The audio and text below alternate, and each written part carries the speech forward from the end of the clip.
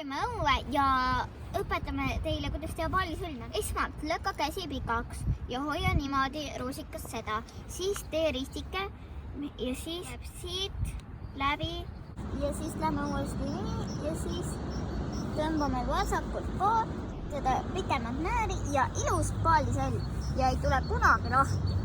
Aga tuleb ka välja võtta.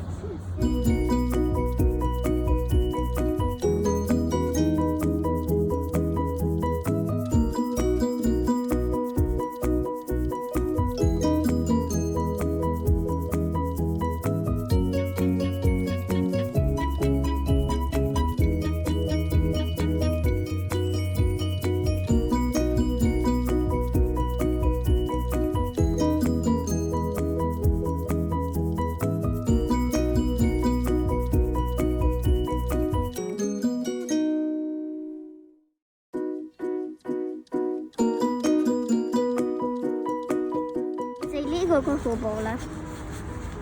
Saab vedada siit veest välja. Sellega vedame.